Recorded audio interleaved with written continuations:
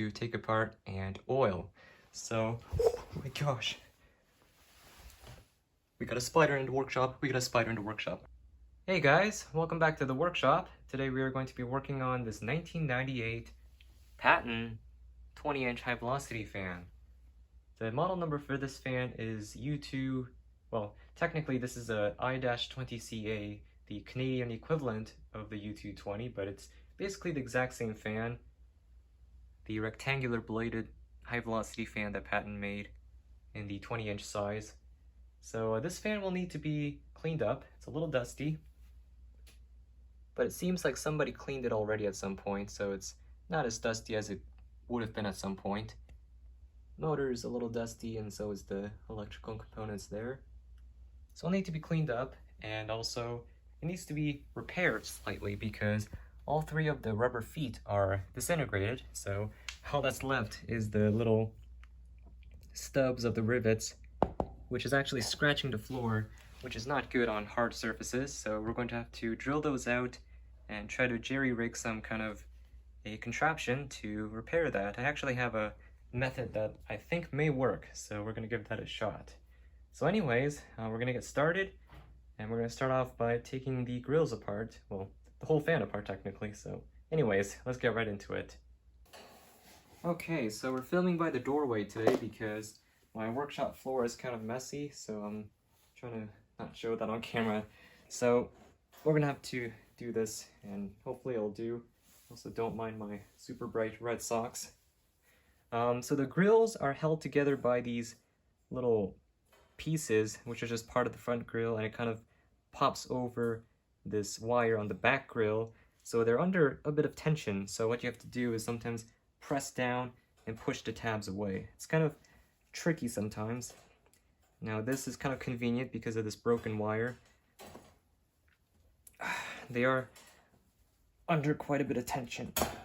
There we go, first one out. And it gets easier as you go around. So next one I'll do this. Hopefully I'm still in the frame here.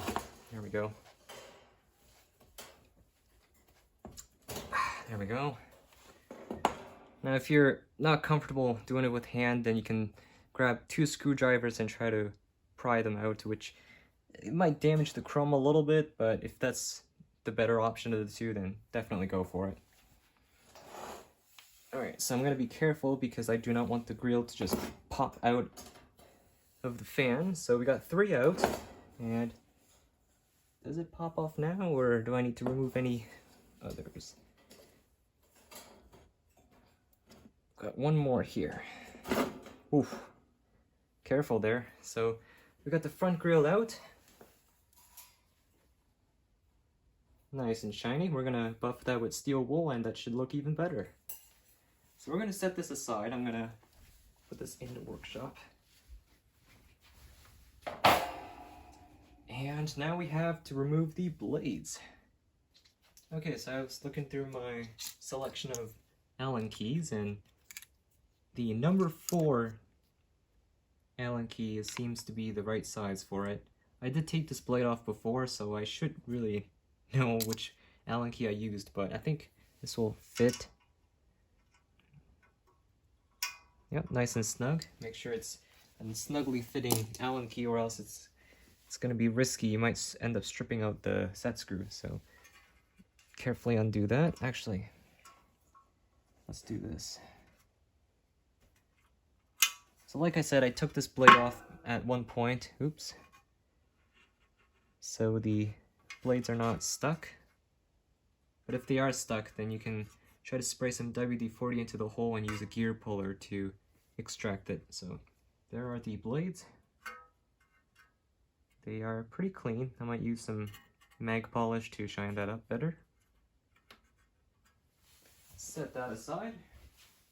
Alright, so here's the current state of the electrical parts before I clean it. It's got a tower switch, capacitor there, looks like we got the specifications, 8 microfarads, and the massive McMillan motor.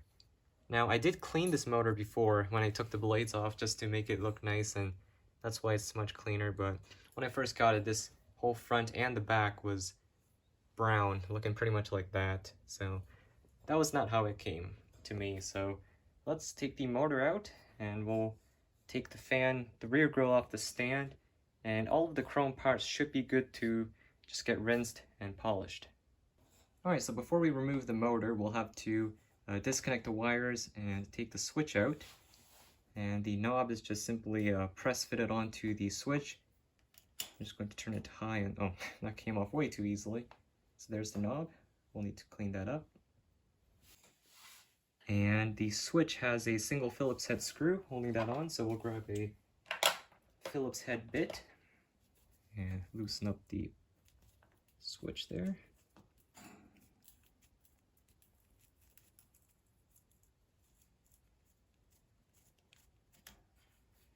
We're going to undo this by hand. And there goes the screw. Set it aside, and now the switch can be gently pushed through the slot there. Alright, turn the fan around.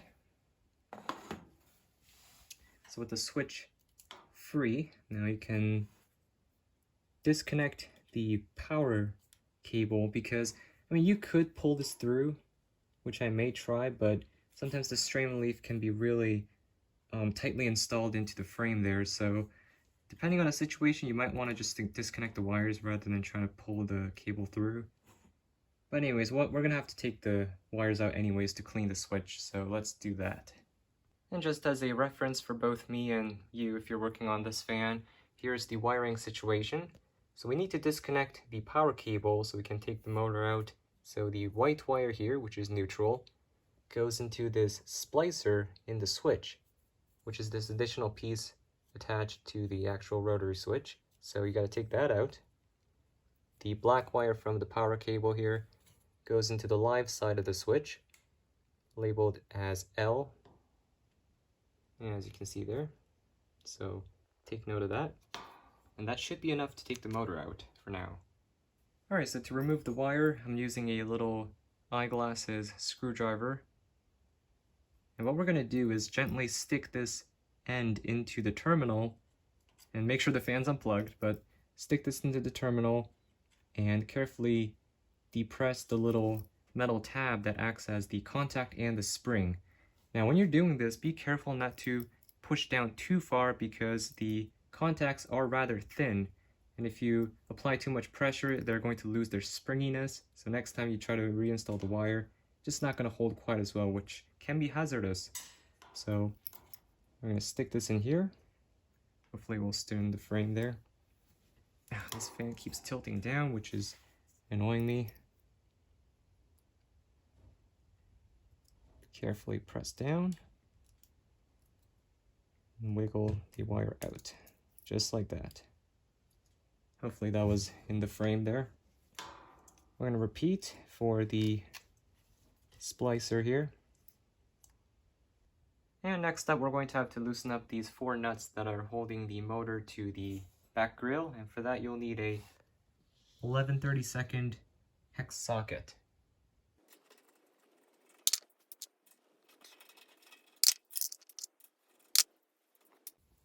Now for the last nut up here, you want to be careful so the motor just doesn't fall out.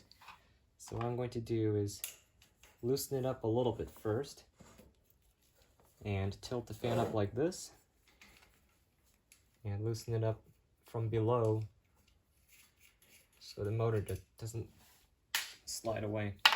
And now you can just grab the entire motor and off it goes. Nice chunky McMillan motor there with the specifications. Gorgeous piece of machinery here. Alright, so now we're left with the wires here. Now I could try to extract the cable out of here. Let's see if that's possible. Alright, ground wire is off.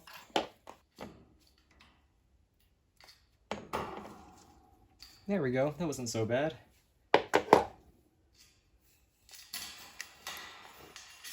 Feed the wires through and boom! We're just left with the frame now, which is great. So we'll set the wire aside here. Oh. And this wire can be cleaned, and I'm going to obviously reuse it. Alright, so we have the fan pretty much all torn down now. Now all we have to do is loosen these nuts and take the stand off. Now, originally this had a different looking lock nut on it. It had a little black end piece on there, but when I got this one, this side, the original lock nut was there, but this side it was completely missing, so I ended up just replacing both to make it look symmetrical. So that's not the original, but it does the job. So we're going to take these off, and that should detach the back grill from the stand. Alright, so with these pieces you will need, well, for this one anyways, it's a 7/16 hex nut. Focus. There we go.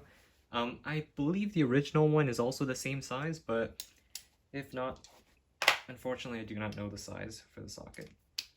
So we're gonna just slide this in, loosen it up. Also, one issue with this fan stand is that it's kind of bent. It doesn't really sit properly. It's a little skewed. I think maybe this fan was dropped at some point.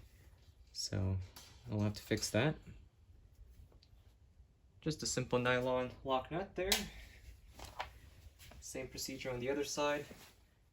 Okay, so with those removed, you can now just pop the grill off the stand. Now this nut does slide out, but it's a bit under tension right now, so I'm just going to do this instead. Do that. Pull out the other side. And back grill is free, so we're pretty much torn down all the way. Now, like I said, you can simply pull this grommet out. Oh, I see what happened. The screw is a little bit caught in the grommet there. There we go. So I'm gonna make note of this one. This one came from the right side of the fan, just so I get the molding correctly. And someone's at the door. I'm gonna go ahead and check, and I'll be right back. Yeah, so here's what I meant with the stand being kind of crooked. When I lie it down like that, it's uneven, so I think it will need to be tweaked a little bit. Yeah, so we can take care of that. But here's the situation with the feet. It's all gone, so we're gonna have to replace that. Now this is coated in rust, but this is aluminum, so it might just come off with a little bit of steel wool. We'll have to see. My hand's a mess, gotta wash that. Okay, so it's the next day, but I'm going to go outside and wash these parts with water, a little bit of degreaser, and buff the chrome with steel wool. Now I'm not going to film the washing process because it's going to be a hassle to bring the tripod outside and set the camera up, but here's just the before appearance of the chrome. A little bit of surface corrosion, and not a whole lot of shine, so we'll check back in once I get these parts all cleaned. And here is the after of the front grille. Got this little fan drying the part there, but the chrome's looking beautiful and cleaned up very well. And here's the before of the back grille.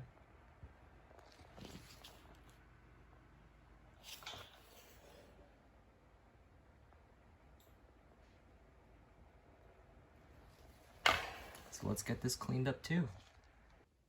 And here is the back grille, cleaned up and polished. The chrome is looking very beautiful, just as nice as the front. And I also took the time to polish the sticker for the switch. It was originally very dull, and the chrome part of the sticker had quite a few micro scratches on it, but it's looking much nicer. Nice and reflective. Minus that, but that was originally there when I got the fan. They're very small scratches, so it's not really bothering me. Alright, so here are the blades. I cleaned them so they're ready for polishing, and I actually did one already here. I did my best to polish them, but the aluminum is kind of corroded, so it won't be possible to make it look smoothly polished, but this is as good as it's gonna get.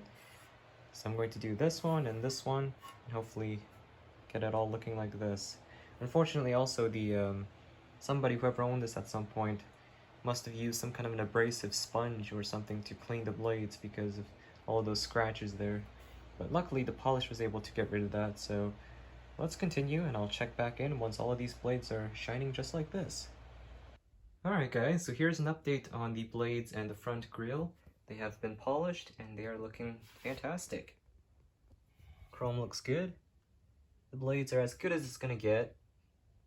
So not perfection, but it's much better than it was before, that's for sure. Here's the switch knob, just cleaned up. I'm going to give it a little bit of polishing to bring some of the shine back. Here's the knob polished. It's looking better than it was before. There's some scratches on it, but otherwise it's pretty clean and it's got a decent gloss to it. Alright guys, I'm back today working on the Patton fan once again. And today I'm going to be installing the new feet. And the problem with the original feet was, well, they were all missing, but they were riveted in place, so there was no way to extract the rivets without losing the pieces inside of the stand, which is hollow. And I didn't want the rivet pieces to just kind of, you know, clang around in the stand, so I needed a way to extract them and be able to install new feet. So what my plan is to use these little jack nuts. And essentially what you do is you drill a hole in the sheet metal, you pop this in, you pop a machine screw inside of it, and as you tighten it, these three legs will collapse and grip onto the inside, and basically sandwiching the sheet metal between the top piece here and the collapsed legs. So they will act as a thread in the sheet metal, which is great. So I'll be able to use these little rubber feet, which are brand new, and we'll have pretty much original looking feet on this fan once again. So I did this one already, or I drilled the hole out. There's the old rivets and the shaving. So I'm going to go ahead and drill this one out, and I'll check back in just a bit. Alright, so for the last screw I decided to do it on camera. I already got the two other holes drilled out, so I'm going to start with a, this is a 5/16 I think, to get the rivet pushed down all the way into the pull there, or not the pull, the hollow stand. So make sure you're wearing safety goggles, safety first, always. Here we go. Might kick in some of the time lapse to cut back on the amount of boring just drilling. So anyways, here we go.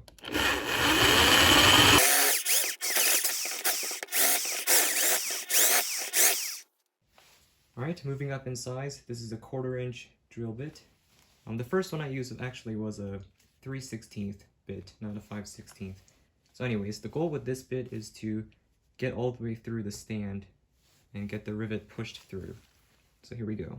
I'm actually going to quickly check to make sure, yeah.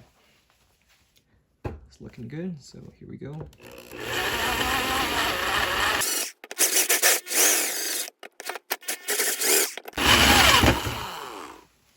There we go. Alright, so here's the last bit, the biggest one.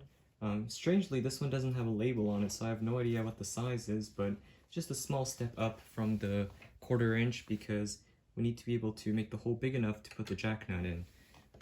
So this one, I'm going to just widen up the hole. Here we go.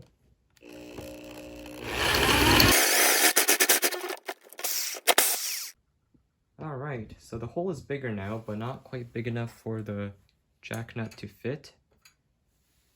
And this is the biggest drill bit I have. And this is the hole that we just drilled.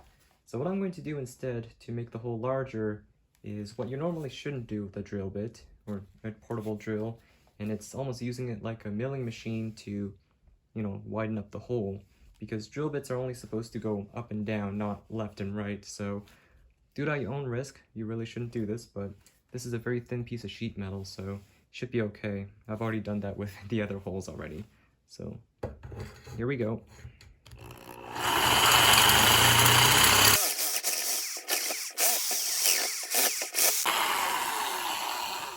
Let's see if that fits. Perfect.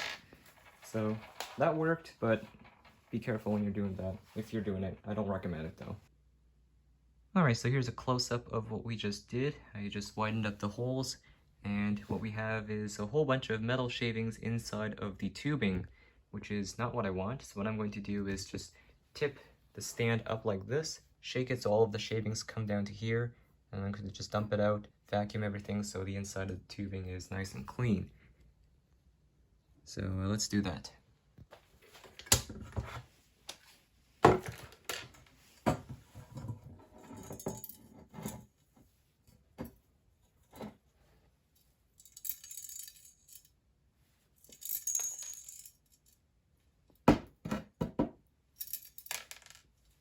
There it goes. And that's all of the bigger pieces. Still a little bit of stuff coming out.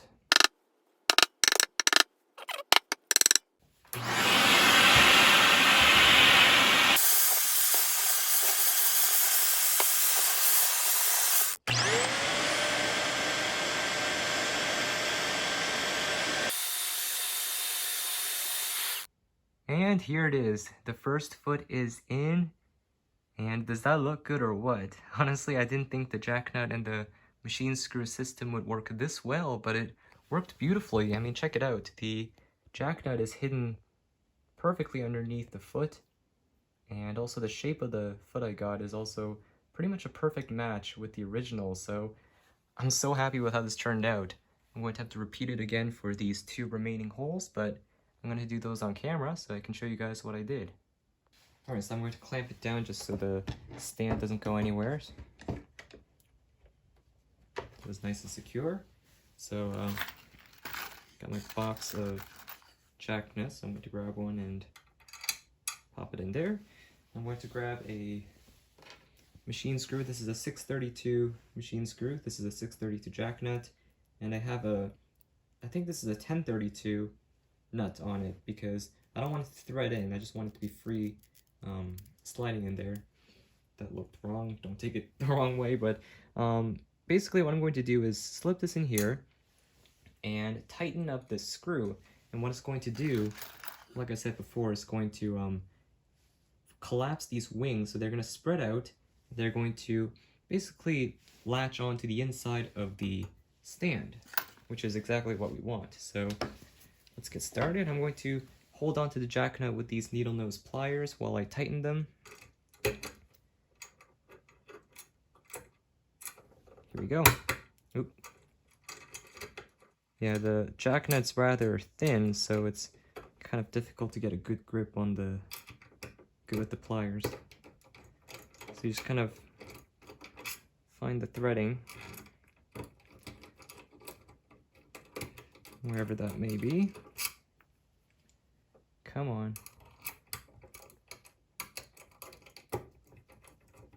Oh, I know the problem. Actually, no. I was gonna say the screw might be a bit too short at the start with the nut on there, but it's working. So I'm gonna start tightening. The first is the beginning of the tightening is the most difficult phase, but as you tighten it and the legs begin to collapse, it becomes easier to tighten. So I'm going to hold on to it tightly. Make sure I don't strip out the screw head. I can feel the tension getting lower, and that's a sign of the legs collapsing. So I'm going to show you guys what's going on the inside. I'm just going to undo it just a little bit. Just to show you guys what's going on in the inside. Okay, so let me bring the camera closer. So essentially what the jacknut is doing, like I said, the inside, the 3 legs are bending, collapsing, essentially bringing the threads closer to the top. So you can see the legs in there. It's kind of difficult to see, but they are starting to move outwards, which is exactly what we want. Okay, so we're going to just continue. Thread the nut in. We're going to grab onto the jacknut. Now apparently there's a special tool you can get for jacknuts, so you don't have to use these pliers, but I'm not going to go out and buy those, so we're going to do it the cheap way. Just keep tightening. And I just want to make sure that the feet are going in a certain orientation. Like that. And I'm going to grab onto it carefully. And tighten it all the way.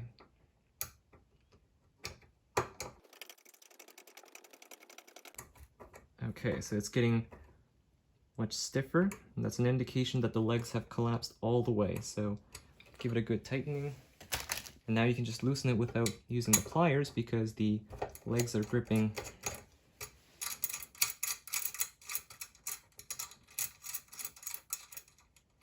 And there it is. Jackknut is in.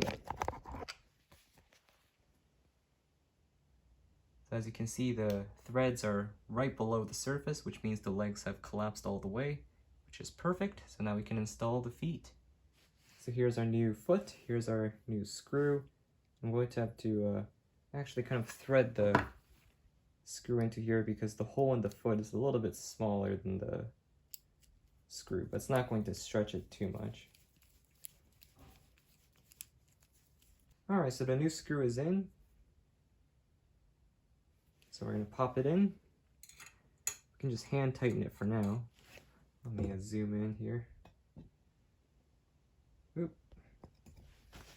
Just going to hand tighten it.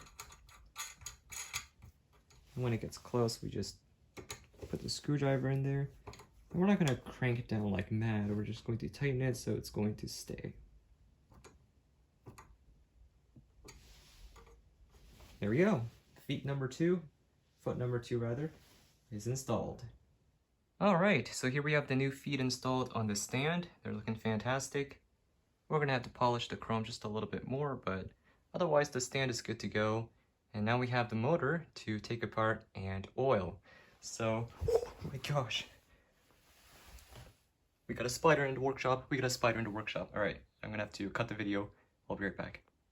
Alright, we're safe now and we're good to take the motor apart, but first I'm going to lightly vacuum up the dust because I want to get the motor as clean as I can before I take anything apart. So let's vacuum it up and we'll check out what's inside the motor.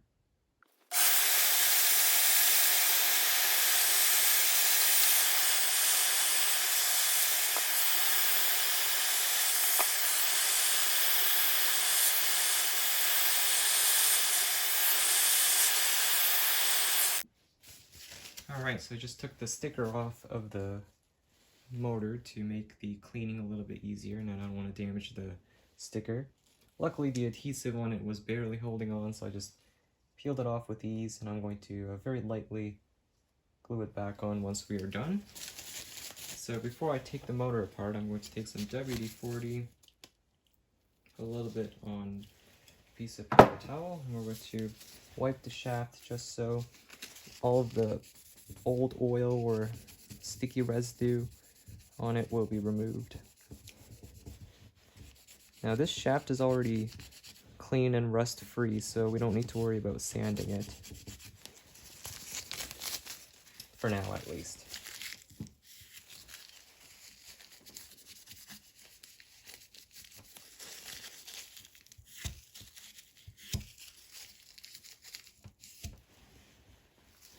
Should be okay. Just gonna make sure there's no residue left, because if possible you want to try to keep the WD-40 out of the motor bearings. Alright, so that's feeling clean, so let's go ahead and flip it around to the back.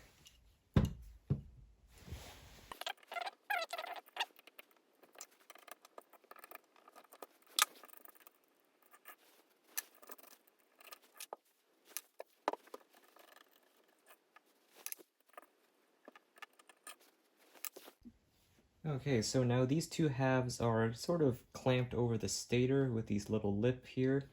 So what I'm going to do instead, because I don't want to just try to rip it apart because that force could kind of damage something. So I'm going to take a piece of fabric here, carefully, them over here, grab a hammer, screwdriver, Now you want to be super careful when you're doing this because you don't want to hurt the windings, but I'm going to aim very high so there's no way that I'm going to strike the windings. And I'm going to very carefully tap the cover like that, and that moved it just a little bit, so we're going to repeat that on all the way around until we can get the motor halves to separate.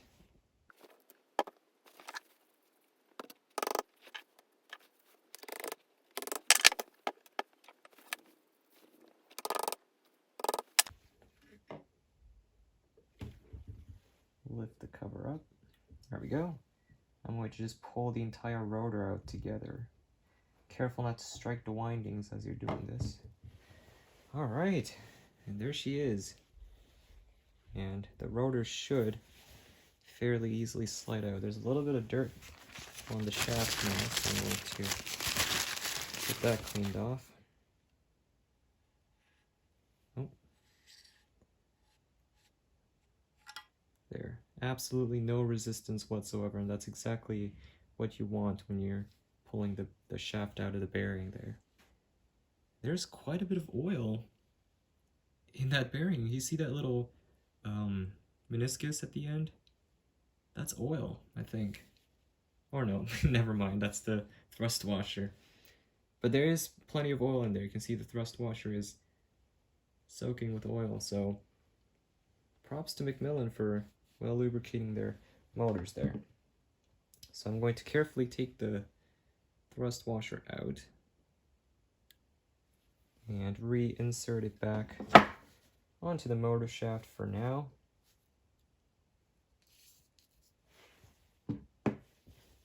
Okay, so we have the front, the stator, and the back should also come off in the similar fashion. We're going to have to gently tap it off. Check this out, guys. The amount of greasy dirt buildup around the bearing there. If I just wipe away at it, it's almost like a blanket of sticky dirt just surrounding the bearing. So I'm going to be careful not to get any inside of the bearing there, but I'm going to gently vacuum this out. And we'll rinse and repeat for the back. Clean out the stator, we'll oil the bearings, reassemble the fan, and we should have a very nice Patton once again. And here's the back cover. Temporarily block the bearing just so none of the dust gets pushed into the bearing while I'm cleaning, but it's got some rust compared to the front, which there is virtually none. So I'm going to try my best to wipe that off, but I'm going to leave. And I'm not going to try to put some rust remover in there and try to, because that might damage the paint too. So I'm going to do my best with WD-40 and we'll see how it turns out. Just going to brush the stator, get it cleaned up, and it should be good for oiling.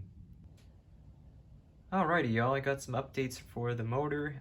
Yesterday I actually worked on it a little bit, and I didn't film any of it because I ran out of storage and I wasn't able to back up my stuff to clear up the storage. So I skipped a day of filming, but I did work away at it. So this video you're watching right now is 2 days since you saw the last clip. But I'll catch you guys up on what I did.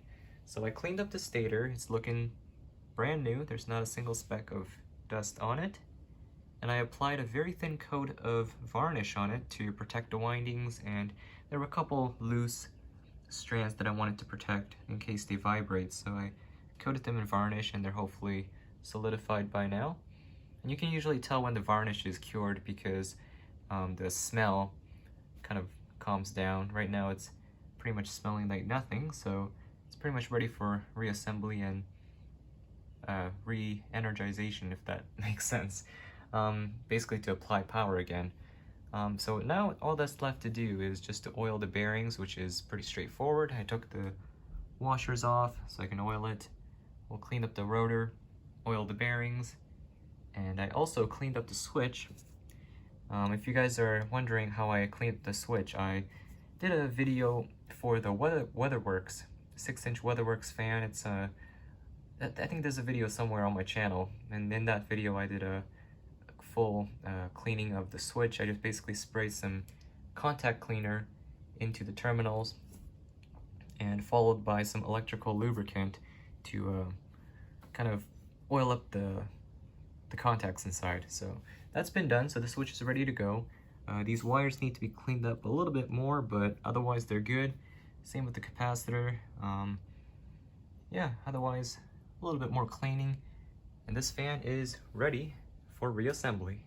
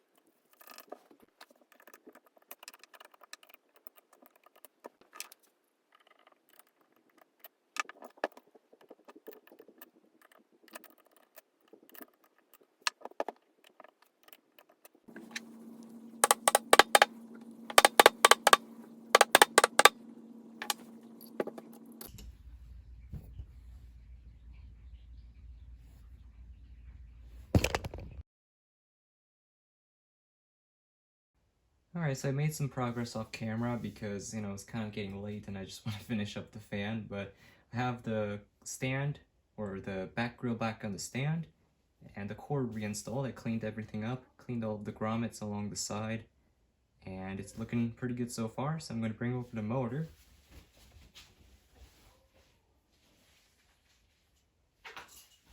Which has been polished and looking beautiful, so I'm going to carefully tilt this back. And we're going to drop the motor in here. Well, sorry about that, guys. My phone ran out of storage and it stopped recording, and I didn't know that it was not recording, and I just kept reassembling the fan.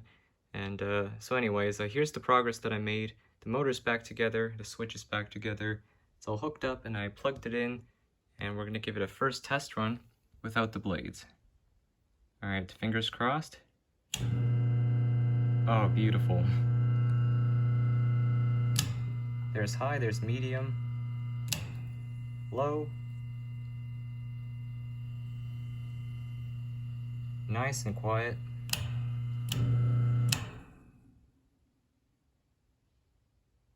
Perfect. Alright, so let's slap the blades back on and see how it runs. Alright, and here it is, back together once again, but this time looking like new. The 1998 Patton U220 or I-20CA 20-inch high-velocity air circulator. She's looking gorgeous. Lots and lots of chrome, lots of shine. And I'm very happy with how it turned out. Now, I ended up doing a lot of the reassembly off camera because it was pretty much like the disassembly, just kind of in reverse, so I didn't really want to make this video too long by filming all of that. And also my phone was kind of low on storage, so that kind of worked out. So anyways, let's take a closer look at it and we'll fire her up for the first time after the full reassembly.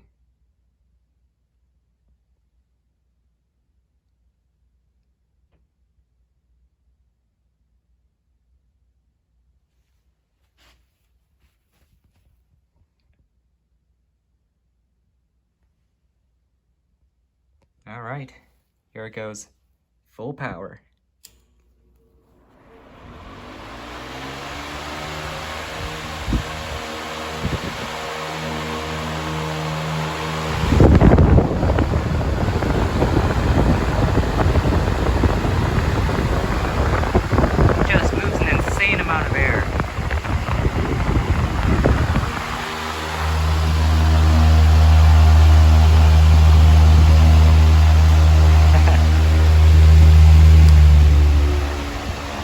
medium.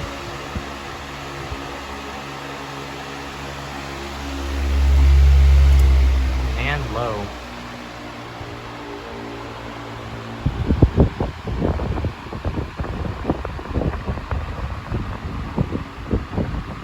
Nice and gentle, but it's still stirring up a huge windstorm in here. Beautifully running fan.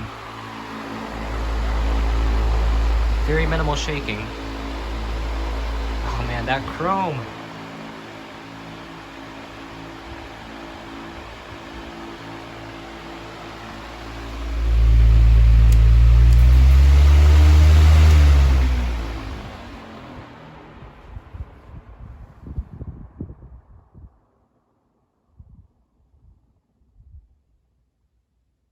And if you're wondering why I put the front grille on sideways, or crooked rather, so like the spokes on it are not quite lining up with the ones in the rear, this is actually Patton, or this is how Patton assembled their fans at the factory. The spokes at the front grille were never aligned with the back grille. Rather, they were slightly rotated, maybe about 10 degrees clockwise. So this is how it originally would have looked. So I wanted to replicate that. And she's looking beautiful. Great spin down time. Alright, so there it is, guys. The 1998 Patton high velocity air circulator. Restored and looking like new. Alright, so that's going to be it for this one. So thanks for watching. I'll definitely have more of these kinds of restoration videos coming soon. So stay tuned. And stay tuned for more videos in general, but that's going to be it for this one. So thanks for watching, and I'll see you guys in the next one. Peace.